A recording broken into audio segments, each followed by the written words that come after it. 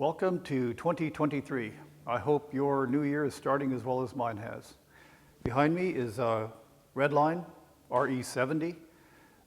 It's an older unit. I bought it used. I think Redline sells these for $2,500. Thereabouts. Maybe there's discounts elsewhere. Harbor Freight has one that's about $2,000. I doubt it's the same quality, but it might be. Might be the same factory for all I know.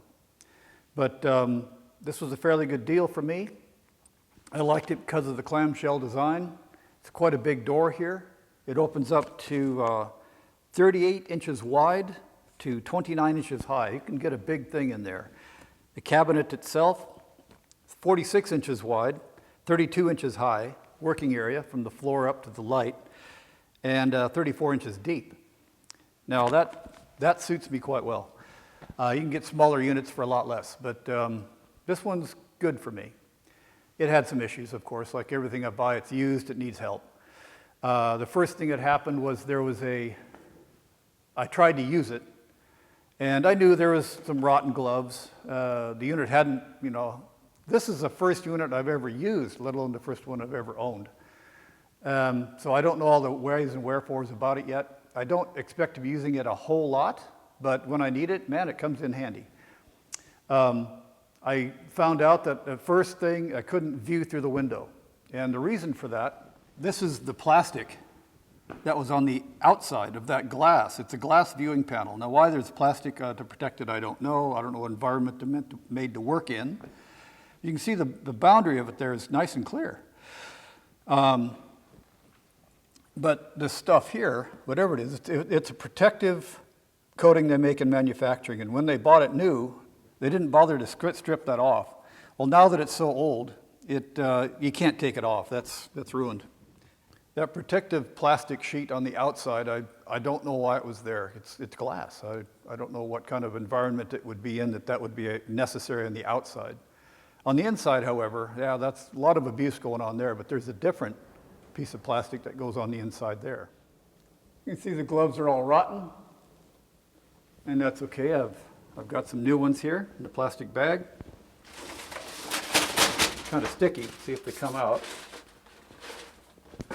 Nice new gloves. We'll be putting them in later. There's the internal screens. Now those are something that came with the cabinet. There were a couple of others, but they weren't stored very well and they were full of scratches. But I found 3 good ones, and I've put one of them up already. They've got some self-adhesive tape along the edge here, and I can see through the window now. The other problems were the nozzles. I bought some new nozzles. These are from Amazon, $20 for 10 of them. They're ceramic. They're not the best ones you can buy, but for me, while I'm experimenting, they'll be good enough. And there's 10 of them. These are number 6, I think to call it, or a 6mm hole. And I've got one installed here. Now that's that's the size it's supposed to be. And I guess there's an adjustment here. When you adjust that, you have I think they say there's a way you can put a vacuum gauge on the inlet here. And you look for 16 inches, or the best vacuum you can get. And that will make sure that you're siphoning up sand. So I have yet to do that. There's a lock nut here. You can screw this thing in and out. So anyways, there's a nozzle. But look what was in there. It's probably number 14, or it's huge. Anyway, it's a pretty big nozzle. It was hardly working. That's one reason it hardly worked at all. So anyways, that's an easy fix. It's got a foot feed, which I've put down there. 2 controls.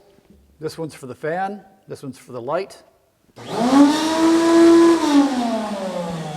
There's the fan. Now inside there is a filter element, and it's got a little hammer kind of a thing here. But that was probably full of a gallon of dust. So the guys, I don't think had ever cleaned it. And the filter could be resurrected, wasn't a problem. And boy, did I get a lot of dust out of that. But the clamshell works quite well. Now, the other problems with this is you can see that I put a blue hose. Now that's something I picked up at a yard sale for like $5. It is a 1/2-inch coiled hose.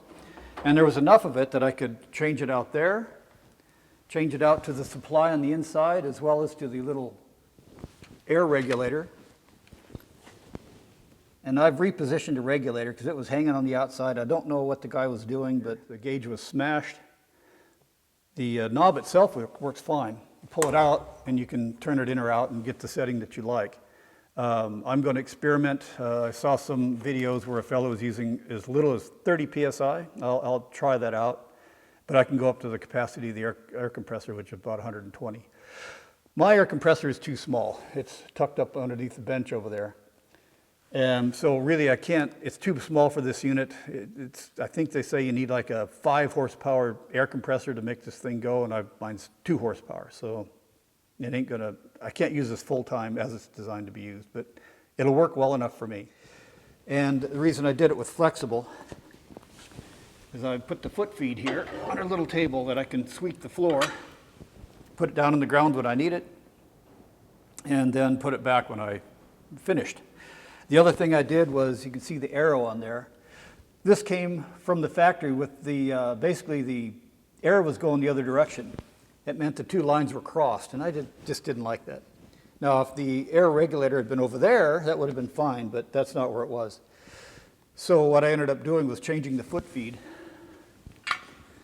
I just basically cut you can't really see the weld there, but I cut the end of this off. The little extension used to be here. Now it's here. And that just meant that the lines are no longer crossed when it's on the ground. And then when I'm done with it, pick it up, put it on the little shelf, and I can sweep up underneath it. These were the original little air lines that came in it. And I don't know if mine's typical of all the Redline or it's due to the age or whatever, but these are just little pieces of spring steel, and there's no flexibility with them. These were on the foot feed, came down from the regulator to the foot feed, or the foot valve, and then back up to the side of the cabinet, and then there was another one that went up here to the gun. And this tube is supposed to be clear. This is the media pickup tube. It's a siphon model. And the orange pipe used to come here off the inlet to the gun, came out of the inlet down there in the hopper, and that was so stiff I had no movement. I just couldn't get around with it. It was just so stiff. So I'd purchased this at a yard sale years back, and it was a good air hose. I basically cut up a good air hose for this, but it's one of those flexible, coiled up air hoses. It's the same material, same diameter. It's blue is all, but it gives me so much freedom in here. I think it'll work a lot better. And, okay, I'll take it apart now and show you the siphon. Some things I found out about the siphon. Now there's your siphon. This had another 5 gallons of abrasive inside of it, which was probably too much because it was coming up right to this tube, and this got to be open. That hole's got to be open. And here's a funny trick. Right there is another little hole. Now I think that hole there is to keep this clear. And if you read instructions, this is actually shut on the bottom, and it's got an airway into this tube down at the bottom drilled through. Anyway, that's all got to be clear, or it's going to block up and it won't suck up any abrasives. It's kind of fussy that way. In fact, I had taken all this media out, and I just used a window screen over a bucket, and I filtered through it and caught a bunch of slag, and there was a pin and some washers, a couple of nuts. Anyways, that was another reason why it wasn't sucking up very much media. It would only work occasionally. So anyways, with all that fixed, and now with the nozzles that I've got down here, I think I'll be able to get some good work done. So that's my RE-70 blast cabinet. I think it's a good improvement to my shop.